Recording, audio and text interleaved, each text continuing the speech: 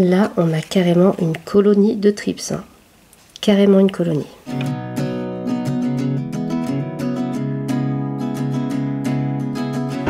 Bonjour à tous et bienvenue sur ma chaîne. Aujourd'hui, on a une catastrophe à gérer. Mes plantes d'intérieur subissent une attaque de thrips. C'est vraiment la cata. Les thrips, ce sont de petits insectes qui s'installent sur nos plantes, de préférence sous les feuilles. Et le problème, c'est qu'ils provoquent des dégâts considérables. Ça peut aller jusqu'à la mort d'une plante carrément. Donc franchement, c'est plutôt la cata parce que les thrips, ce n'est pas simple de s'en débarrasser. Vous savez que j'ai une grande collection de plantes, que j'y tiens énormément. Je ne vois pas laquelle j'aimerais voir disparaître en fait. Donc voilà. Alors je me suis dit que j'allais partager ça en vidéo avec vous. J'espère que ça va pas devenir une saga, hein, qu'on va s'en tenir à une ou deux vidéos. Hein, une vidéo pour mettre les choses à plat et puis une vidéo pour dire j'ai la solution, j'ai fait comme ça. Bon voilà, on va voir. Donc dans cette première vidéo, je vais vous expliquer un peu ce que sont les thrips, qu'est-ce qu'ils font à nos plantes. Je vais essayer de vous en montrer, mais ce n'est pas évident parce qu'ils sont vraiment tout petits. Donc je ne sais pas si je vais réussir à les filmer. Et puis on va faire le point sur les plantes qui sont infestées. Je vais vous expliquer ce que je vais faire, quelle solution je vais tenter dans l'immédiat, puis quelle solution je vais tenter après. Et puis bientôt je vous ferai une vidéo de mise à jour. Donc les thrips, le problème c'est qu'ils s'installent sur nos plantes et qu'ils pompent la sève. Alors pas tout à fait directement la sève, mais en gros ça revient au même. Ils injectent leur salive, ça fait un petit mélange et ensuite, tchouf, ils réaspirent. Alors qu'est-ce qui se passe en termes de symptômes? On a les feuilles des plantes qui commencent à avoir plein de petits points plus clairs. Elles finissent par se plomber et puis par être complètement mortes. Le problème si on laisse faire, c'est que c'est toutes les feuilles d'une plante qui sont atteintes, puis la plante entière qui meurt, et ainsi de suite si ça s'étend sur d'autres plantes. J'ai l'impression que ça s'étend facilement parce que j'en ai plus d'une qui est infestée, donc c'est un peu la cata. Ce qu'on va faire maintenant, c'est le tour de mes plantes. Alors je ne vais probablement pas vous montrer les 150 et plus que j'ai. On va faire le tour des plantes pour vous montrer où est-ce que je les vois, etc. J'espère que vous allez voir comment ils sont faits. Comme ça, on fera le point sur les plantes qui sont infestées et puis ensuite, on attaquera le traitement. Donc déjà, si on fait le tour, j'ai remarqué que mon impatience goutte de sang est atteinte. Ça, j'ai vu ça rapidement. Donc j'avais appliqué un petit traitement. J'avais un petit produit à base de savon noir et de je ne sais plus quoi que j'ai appliqué rapidement, d'où les taches. Et regardez, elle s'apprêtait à fleurir. En voilà un début de fleur. Donc j'aimerais bien la sauver. Ceci dit, j'ai une bouture de cette plante qui est assez grosse dans la cuisine, en racine. Donc si vraiment je n'y arrive pas, pour éviter la contagion sur d'autres plantes, éventuellement, je ne la conserverai pas. Voilà. Une autre plante sur laquelle j'ai remarqué qu'il y en avait, c'est le philodendron Pink Princess. Et là, autant vous dire que je suis dégoûtée parce que c'est quand même une plante assez difficile à trouver, que j'aimais beaucoup, que j'étais très contente de voir évoluer et voilà. Alors là clairement les feuilles ont été abîmées par l'attaque, je pense, pareil je l'avais remarqué, donc j'ai fait un petit traitement avant de vous faire la vidéo et voilà. Alors vous vous demandez peut-être pourquoi je ne l'ai pas vu tout de suite, tout simplement parce que j'avais beaucoup d'autres choses à faire et je n'ai pas eu le temps de m'occuper de mes plantes autant que j'aurais aimé, voilà. Donc ça c'est quelque chose qui peut arriver à tout le monde. Alors est-ce qu'on va en voir au dos des feuilles? Là, il y a comme un rassemblement, je pense que ça, ce sont des larves. Les adultes sont noirs, on les verra peut-être mieux sur un autre type de plante. Alors typiquement, ça c'est une feuille qui a été bouffée par les thrips.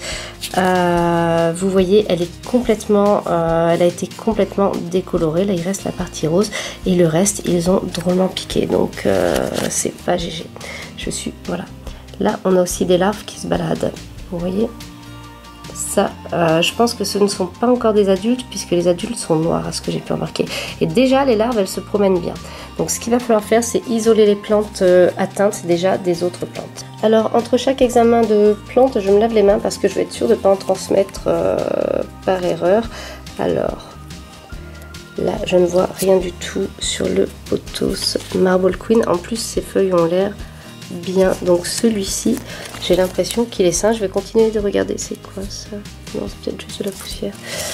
Je vais continuer de regarder toutes les feuilles. Je vais vous épargner le contrôle total. Je n'en ai pas vu non plus sur mon Phlebodium aureum. On va regarder sur l'Hypoeste parce que je trouve que certaines de ces feuilles, les plus grandes, ont une sale tête, mais ça n'a peut-être rien à voir. D'autant plus que je ne vois pas de traces de piqûres a priori. Donc ça c'est peut-être autre chose, hein. Ça n'a peut-être vraiment...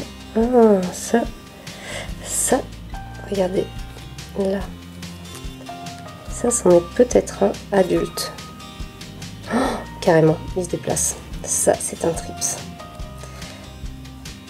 J'espère que vous allez pouvoir l'admirer. Un auquel je tiens beaucoup, c'est ce bégonia, puisque c'est une bouture. Et a priori, je ne vois rien du tout. J'en ai remarqué par exemple sur 2 de mes philodendrons. Donc j'ai l'impression que certaines plantes les attirent plus que d'autres. C'est toujours le cas avec chaque nuisible. Avec tous les nuisibles, il y a toujours des plantes qui sont plus attrayantes que d'autres. Ça pourrait être suspect. Je vais regarder de plus près.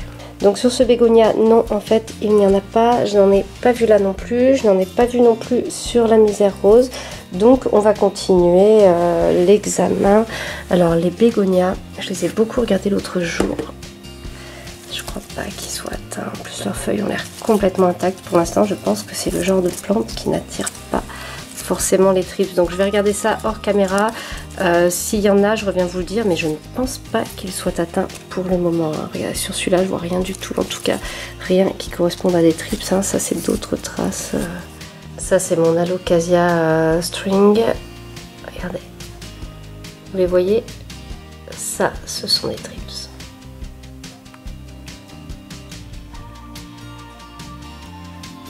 Et j'aimerais bien qu'ils s'en aillent. Là, j'ai examiné le Calathea. Je n'en ai pas vu. La cordyline non plus. Ce sont des plantes qui semblent intactes. Le bilan n'est pas aussi lourd que je le craignais. Vous l'avez vu, j'ai le philodendron Pink Princess, le philodendron Astatum qui sont atteints, mon Alocasia, mes 2 impatiences gouttes de sang, donc dont la petite à fleurs blanches que j'ai vraiment envie de sauver. Enfin, j'ai tout envie de les sauver. Mon Hypoeste. Donc qu'est-ce que je vais faire? Je vous avais posé la question en story sur Instagram quand j'ai découvert le problème. Vous avez été nombreux à me donner vos recettes, vos astuces, etc. Alors, première chose, pour éviter la contagion, je vais éloigner, mettre en quarantaine les plantes malades. Je vais les mettre toutes ensemble, par contre, donc j'espère qu'elles ne vont pas se recontaminer mutuellement, ça je vais surveiller ça de près, afin de laisser le reste de ma collection tranquille dans la mesure du possible. Alors, la première solution, la solution de base, c'est la douche.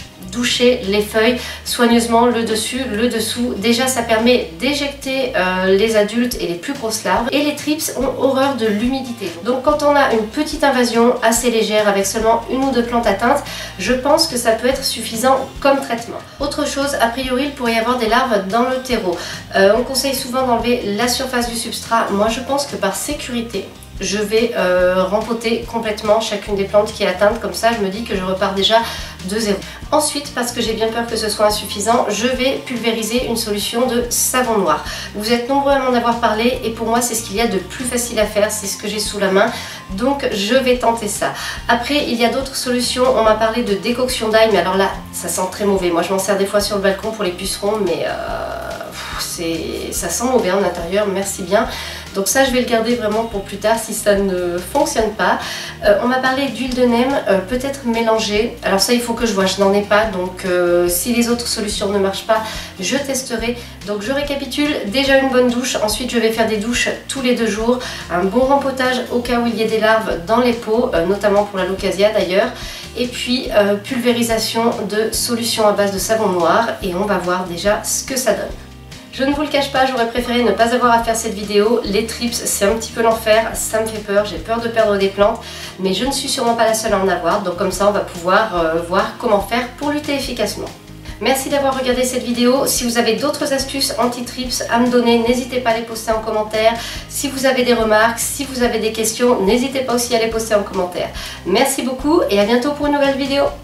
Et sur cette étagère, ce qui est bien, c'est qu'il n'y a aucune plante atteinte, donc on est nickel.